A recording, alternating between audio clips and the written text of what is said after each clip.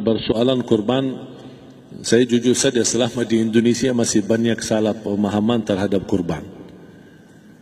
Dan saya pernah berkata, memang Islam kita di Indonesia Islam keturunan. Ya, jadi asal tahu saja ya. Ya, tapi dari segi belajaran, mohon maaf ya, kita terlalu jauh terhadap pemahaman. Yang saya maksud, kita melaksanakan sesuatu tapi kita sudah belajar, sudah tahu, bukan hanya asal saya dengar, saya lihat, saya bukan sebatas itu, tapi kita punya dasarnya. Dan ini kelemahan kita, di antaranya kurban. Saya pernah mendengar, bukan malah sering mendengar soal kurban dihitungkan berorang. Jadi keluarga suami istri sama 5 anak berarti jumlah 7, wajib sapi. Kalau kurang daripada itu, atau misal suami istri tidak mampu, boleh ini tahun kurban kambing atas nama suami, tahun depan atas nama istrinya. Ini hal keliru sebenarnya. Yang dihitungkan soal kurban beda sama akikah dan beda sama zakat fitrah. Zakat fitrah sama akikah terhitung berorang. Akikah laki-laki 2 kambing, perempuan 1. Kalau tidak mampu boleh. Kalau ada kembar, laki sama perempuan berarti 3 kambing. Tapi kalau tidak mampu boleh 1 kambing, tidak masalah. Dan tidak ada istilah sekarang saya kurban tapi nanti sisanya seolah-olah ada hutang sama Allah. Sesuai kemampuan kita. Di antaranya kurban. Kurban hitungannya berkeluarga, bukan berorang. Buktinya Rasulullah SAW dan juga cerita Nabi Ibrahim. Ketika Nabi Ibrahim mau sembelih Nabi Ismail, Allah turunkan apa? Mengganti sembelihan Nabi Ismail dengan ekor kambing dari surga. Berapa ekor kambing? 1. Padahal Nabi Ibrahim punya istri 2 dan anak. Ada istri Siti Hajar dan Sarah. Kemudian anaknya Ismail dan Ishak. Berarti semuanya berapa? 5. Kenapa Allah tidak turunkan 5 ekor kambing? Karena hitungannya memang 1 keluarga. Yang kedua, Rasul sendiri sembelih 2 kambing. Pertama, Bismillah atas nama Muhammad dan keluarga Nabi Muhammad. Padahal kita tahu keluarga Nabi Muhammad SAW termasuk keluarga besar. 11 istri, belum lagi anaknya, laki-laki sama perempuan. Ada yang hidup maupun sudah mati. Sudah termasuk semua. Yang hidup maupun mati. Yang kedua, Rasul sembelihan yang kedua atas namaku dan umatku. Umatnya berapa miliar? Cuma 1 ekor kambing. Kenapa Rasulullah SAW berkurban atas nama dirinya dan umatnya? Saya mengambil salah satu di sini tanda sayangnya Rasul kepada umatnya. Jadi saya selalu berkata, orang miskin yang tidak mampu berkurban seharusnya bangga di hari kurban, karena Rasul sudah kurbankan duluan atas nama dia.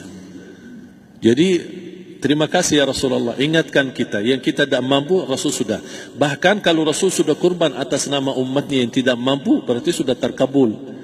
Kita aja belum tahu kabul atau tidak kalau kita berkurban. Tapi kalau Rasul sudah terjamin makbul. Oleh sebab itu, hitungan kurban itu adalah 1 keluarga. Misal, bapa punya istri, punya anak. Itu kalau mampu sapi silahkan. Mampu 1000 sapi silahkan. Kalau soal kemampuan tidak ada masalah. Tapi kalau soal kewajiban, tidak ada wajib lebih daripada 1 ekor kambing. 1 ekor kambing. Misal, kalau bapa punya istri 4. Misal. Cuman ini misal. Ya. Istrinya 4. Setiap istri anaknya 10. Berarti jumlah berapa? Anak 40, istri 4, berarti 44, sama bapa 45. Wajib 1 ekor kambing saja. Cukup untuk semua ini. Tapi kalau soal mampu, ya silahkan. Mau 1000 kambing boleh, mau 1000 sapi boleh. Tidak ada yang melarang kalau soal kemampuan.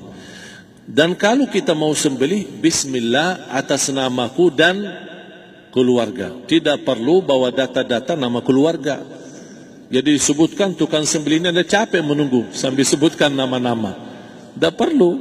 Udah Bismillah atas namaku dan keluarga. Termasuk kata atas namaku dan keluarga, termasuk orang tua yang sudah meninggal. Termasuk orang tua yang sudah, karena kita adalah hasil daripada orang tua. Itu sudah termasuk, tidak perlu kita sebutkan. Ada sebagian ulama membolehkan kalau kita mampu, mau khusus kambing atas nama orang tua, tidak masalah. Kalau kita mampu.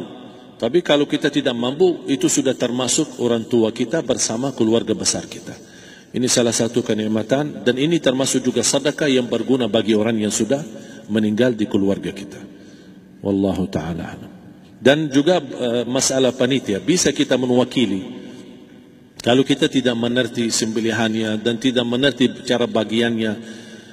Tapi ada satu sunnah yang termasuk kehilangan sunnah ini, adalah banyak yang tidak mau makan dari hasil kurban. Padahal itu sunnah Rasul. Dari akikah boleh makan, dari kurban pun boleh makan. Bahkan sunnah SAW dibagi 3. Sepertiga pertama dihadiahkan. Maksudnya kata dihadiahkan kepada orang kaya. Misal tetangga saya tapi orang kaya, dia bukan miskin, tapi boleh saling hadiah. Karena inti daripada hadiah silaturrahim. Ada keluarga kita termasuk mampu, tapi saya kasih, ini alhamdulillah saya sembelih sapi. Barangkali dia tidak mampu, cuma sembelih kambing. Udah, kita dapat daging kambing, dia dapat daging sapi. Tapi dengan niat hadiah, bukan sedekah. Karena dia bukan orang miskin yang menerima sedekah. Yang sepertiga yang kedua adalah sedekah. Sedekah itu termasuk orang miskin. Yang ketiga, kita makan sendiri. Bahkan Rasulullah SAW selepas Idul Adha, beda sama Idul Fitri. Sebelum Idul Fitri dia makan kurma, meyakinkan batalan puasa. Tapi kalau Idul Adha tidak makan dan minum sebelum salat, kenapa? Bukan berarti tidak boleh. Tapi Rasulullah SAW ingin pertama pembukaannya, buka sarapannya atau makan di pagi harinya selepas Idul Adha adalah dari hasil sembelihan kambing itu atau dari kurban. Jadi kita sebagian sedikit. Tapi kalau kita merasa alhamdulillah rezeki saya banyak di rumah, alhamdulillah banyak ada makanan, mau sedekahin semuanya, semua mau sedekahin, tidak masalah. Tapi yang saya maksud, kenapa tidak kita sekali-kali hidupkan sunnah Rasul? Jadi sebagian, walaupun ada sebagian sedikit lah, buat istilahnya sama sedikit porsi nasi atau apa, karena kita berhak sebagai kita kurbankan lillahi ta'ala, kita berhak menikmati kurban ini yang lillahi ta'ala supaya kita mendapatkan keberkahannya, bukan hanya orang lain. Terus yang kedua ada masalah pembayaran. Kalau kita wakili panitia, boleh kita pesan sama panitia, tolong sedikit dari kurban saya minta buat saya makan. Itu tidak masalah, kita boleh minta. Dan boleh kita wakili, tapi kita tolong ingatkan, tidak boleh pembayaran hasil sembelihan itu dari kulitnya. Ini menjadi salah satu persoalan di Indonesia. Banyak tukang sembelih datang, ketika kita tawarkan untuk sembelih ini, berapa Pak? Oh, tidak apa-apa, kasih aja kulitnya sama kepalanya. Jangan Anda setuju, jangan Anda terima. Oh maaf, saya tidak bisa. Bapak berapa ongkos sembelihannya? Kita harus sepakat dulu. Tidak, saya ikhlas, tidak apa-apa, seikhlasnya. Tapi yang penting, kepalanya sama kulitnya. Itu aja yang saya minta, yang lain tidak apa-apa. Tidak boleh. Tidak boleh. Kenapa? Karena ini kurban. Kata kurban berarti lillahi ta'ala, bukan untuk jual beli.